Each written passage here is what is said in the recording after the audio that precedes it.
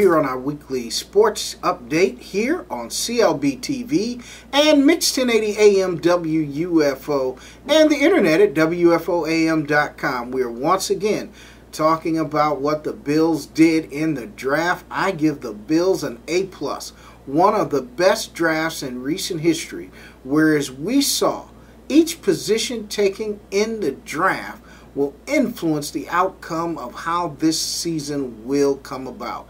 I think the Bills have added depth at the positions where they needed depth, where they were hurt last year. The position of offensive tackle has been enhanced by the mammoth coming of Cordy Glenn, who we had in one of our mock drafts coming to the Buffalo Bills. He is now a Buffalo Bill, and they got him in the second round. Might end up being one of the steals of the draft. Another steal, I think, is going to be T.J. Graham. This guy can fly, and he's got hands. This guy is going to be a receiver in the NFL similar to that of Mike Wallace of the Pittsburgh Steelers, but maybe faster. That is incredible for the Buffalo Bills, teaming him with David Nelson, Stevie Johnson, Donald Jones. The Buffalo Bills have made the receiver position a position of strength if they can stay healthy.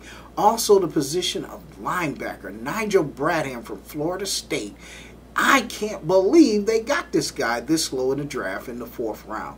This guy is going to be an added piece of depth for our linebacking core, and not too near distant future will be starting for the Buffalo Bills. Him along with Tank Carter. How do you get him in the 5th round?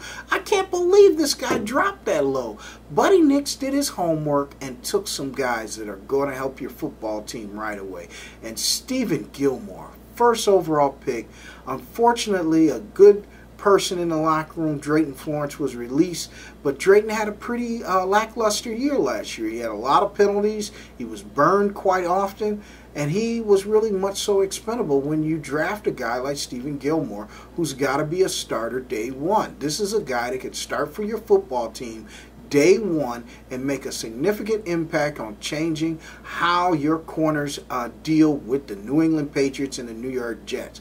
This is a guy that can play, that's played against some of the best competition in the country year in and year out at the University of South Carolina. He's going to come in and start day one. I am impressed with what the Buffalo Bills have done with the draft. Now, bringing you up to date on our continued discussion on how the County of Erie should proceed in the new lease with the Buffalo Bills.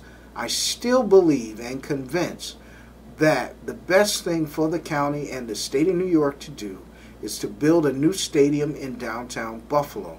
I don't believe that Ralph Wilson Stadium serves the region in the purpose that you would want a stadium that has that type of high profile and that type of significant outlay of dollars that would be necessary to bring it up to date. Now, Russ Brandon has already said that the figure is going to be north of $200 million. I believe it's going to be north of $300 million. I truly believe that that stadium's upgrades are going to be about $330 million. That is the prediction that I'm making. When this study is said and done, you're talking about $330 million is my best estimate on how to bring this stadium up to date, whereas it would be an NFL production standard stadium. And these are things you cannot get away from that are going to be necessary for the Buffalo Bills to have a competitive edge around the NFL. That stadium is 40 years old. The best kept scenario, whereas it benefits when you outlay that kind of money for a stadium, is to build a new one that is put into your convention project model and becomes part of the landscape of your tourism, your convention industry, your concert industry, where it can be used year-round. That way, you're getting back the economic outlay of funds. You're not going to get that back if you renovate Ralph Wilson Stadium. That's all for us here on our weekly sports update. As you well know, I'm the mighty host of the #1 sports show in the nation. It for us here.